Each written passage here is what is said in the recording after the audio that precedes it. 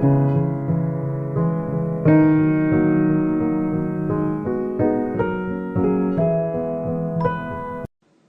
everyone, and welcome to a brand new video on gene expression. And this is going to be a series, so this is part one of a series, and I really want to kind of introduce what we're going to be doing in this video series, talking about gene expression. So let's get started and see what we're going to be talking about. First, we just want to answer a few questions, like what is gene expression and what is a gene? We need to understand those things, and then we'll get into some of the founding concept principles to help us decipher this idea, talking about the central dogma of molecular biology, and discuss a very important thing about promoters. So what we want to start off is just simply, what is gene expression? So this question that we have, what is gene expression, is basically an overall process where I'm going from a molecule of DNA and I'm taking that DNA molecule and going to a protein. And that is really the simplicity of it. But let's take this and understand that this process is really three major processes by themselves. We have a process called gene activation. So genes must be activated. Genes also are transcribed. So there is a process called transcription here. And then there is a process called translation. So let's begin to break some of this down. Now, the first thing we want about activation, this occurs at areas called promoters. And as you guess, one of the last thing we're going to talk about is promoters and what's going on there. But this tells me where to begin. It's the signal. Think of it like a promoter for a boxing match, telling you where to watch the match, where to see it, who's going to be there, what's going to happen, so everybody knows this is where things are going to be occurring. And it's our signal. It says where to begin. Now, in transcription, we're going to be starting with a molecule of DNA, and that molecule of DNA is going to be converted to a molecule called messenger RNA, or abbreviated mRNA, messenger RNA. Translation, on the other hand, we're going to take that messenger RNA molecule, or mRNA, and we're going to convert that to our protein.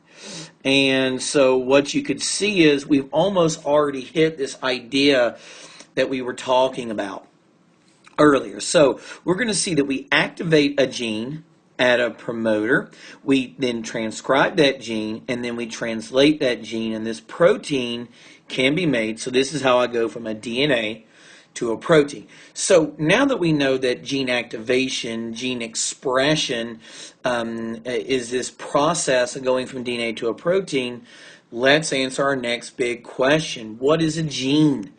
Well, if I were to go into your DNA, we would see that we have some chromosomes. You have 23 pairs of chromosomes in your genome, and let's say I have one here that I got from mom. This is my mom chromosome, maternal chromosome.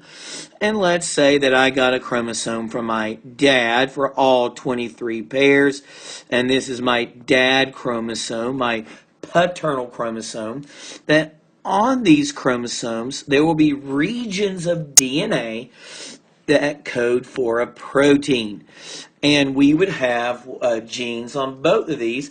So what if we were to look at this gene, and what if we were to say, let's zoom in on this little area and note that this area here, this piece of a chromosome here, is actually a bit of DNA here that has sequences in it of nucleotides that would be found on it that we could read. And this signal, this code, the genetic code that's on that, would have various sorts of letters in it.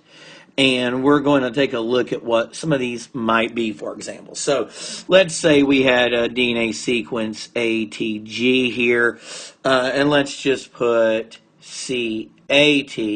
Then on the other side, you would have TAC, of course, and GTA. And these would be the bases that are going to be read by your molecular machinery.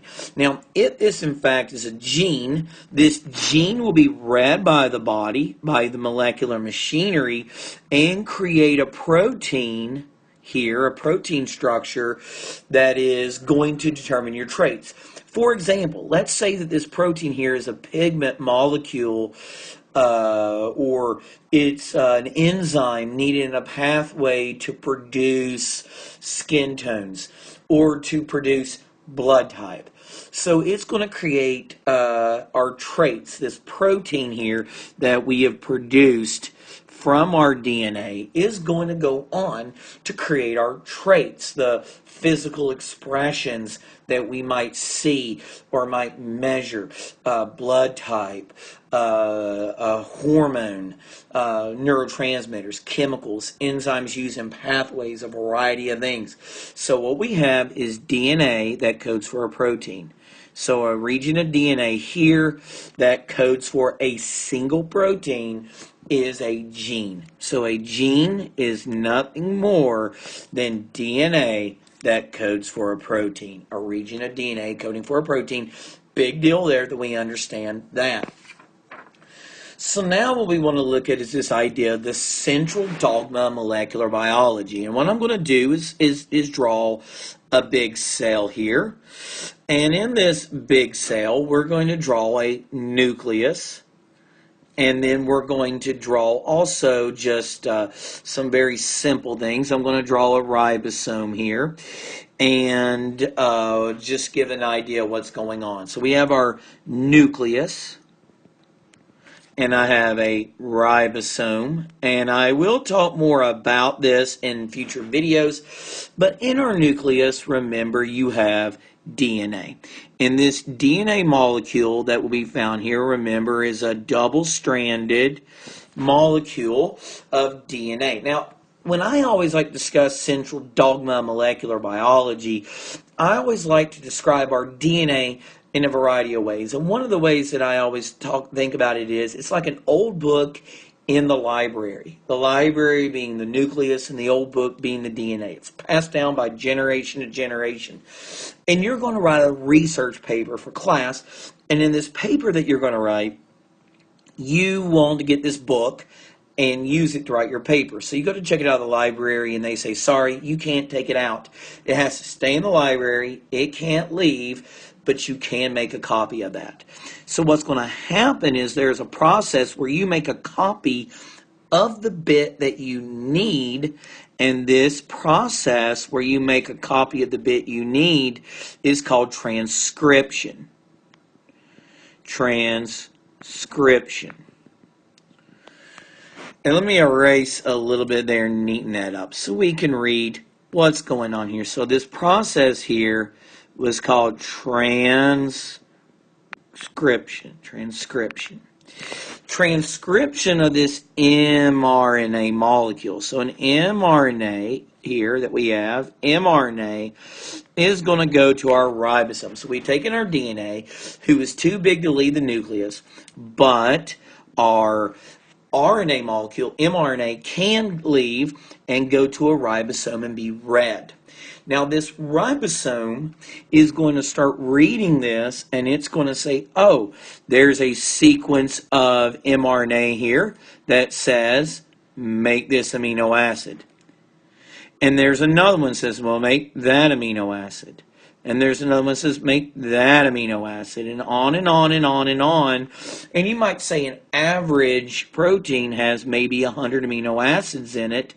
And it's going to make a long chain of amino acids, and you guys may guess that a long chain of amino acids is a protein. So what we have done here is a process called translation. Now, let's break this down a little bit. Transcription is kind of like copying a holy text. And when you copy the holy text, you want to ensure that you copy it down perfectly. You're transcribing it. So you take this, well, why can we also count this as transcription? DNA here and mRNA are both nucleic acids. And them being both nucleic acids are made up of nitrogenous bases. There are some minor differences that we'll talk about later, but make sure we understand that we're going from nucleic acid to nucleic acid. So transcribing it. Now this mRNA molecule and proteins are made up of amino acids.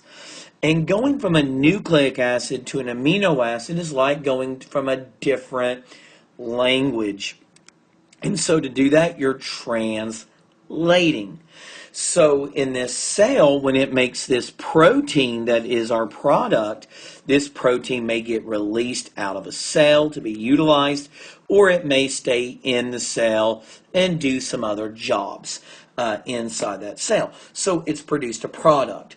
So the central dogma is broken down as simply as we start off with DNA, and this DNA is transcribed. We have a process called transcription into an mRNA molecule, and this mRNA goes through translation to a protein. Let me clear that up. I went and painted myself in a corner here today, didn't I? So we're going to start off with DNA, and this DNA gets transcribed. It goes through transcription into an mRNA, and this mRNA goes through translation into a protein, the amino acid sequence.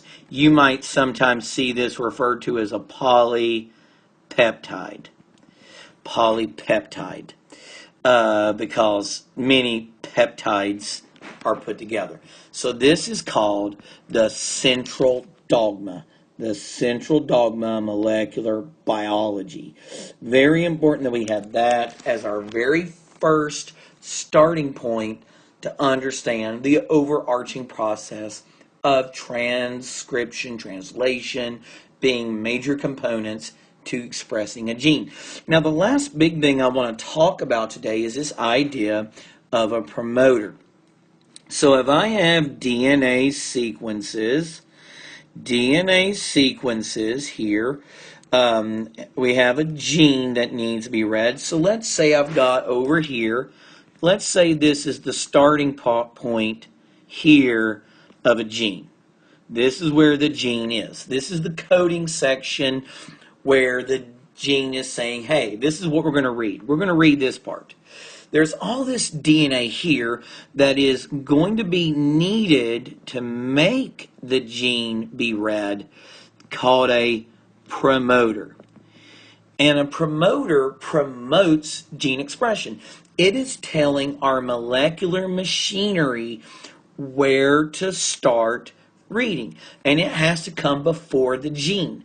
Like a boxing promoter would be before a big fight, trying to say you can watch this fight on HBO, you can see it at Mandalay Bay, you can go in beautiful Las Vegas and see these two fighters fight, and that's kind of how we imagine that. So what we would do is, let's say in this promoter there's a very important set of sequences. Now there's many things in promoters, but we're going to look at 4 that are the big one. The biggest thing that you would know if you're dealing with eukaryotic organisms, eukaryotes, that's animals with a nucleus, and we are dealing with nucleated organisms here, so we're dealing with eukaryotes, is there is a sequence in their promoter referred to as the TATA box. TATA. T-A-T-A. Thymine, adenine, thymine, adenine. And of course, on the other side, it would be that. Now remember, this is a DNA molecule, so it will have thymines. So this TATA and some other sequences will come before the start of a gene. And what's going to happen is you're going to have some molecules that come in and bind in this area. And these proteins that bind are called transcription factors. Transcription factors. Transcription factors, as their name implies, they modulate, they help regulate transcription of a gene. So to transcribe it, we have transcription factors that are going to bind to this, and it's going to help for something very important to come in. When transcription factors are present, an enzyme can come in called RNA polymerase.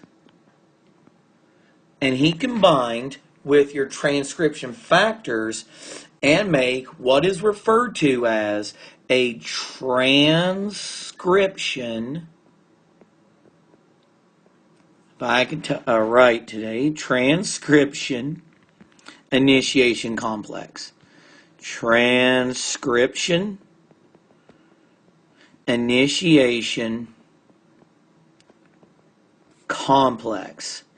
And that is going to be a very crucial, integral part of bringing these transcription factor proteins, RNA polymerase, together prior to the gene to activate that gene and to read it.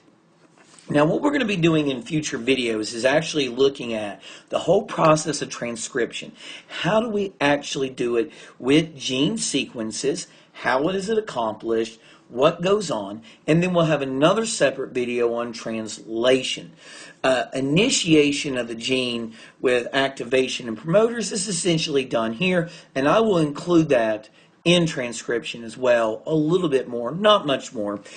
But this concludes my video on gene expression and looking at how we started, the basics of everything you're going to need to know for my future videos. Thank you guys so much for watching. Please give me a comment, like, and subscribe. Let me know what you'd like to see in future videos. And always, thanks for watching.